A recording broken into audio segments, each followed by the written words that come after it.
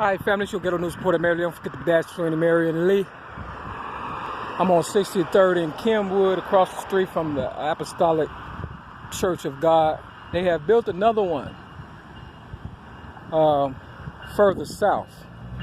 You hear the train? Listen. It's a railroad.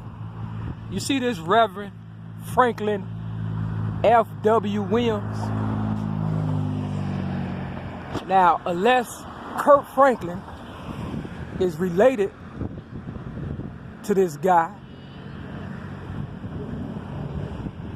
or they just used him like they used me when I sung my song, or Aretha Franklin father's song during Easter one year when I was a little girl. I don't feel no ways tired. See, in order for the elderly people to stay relevant, they take on the younger ones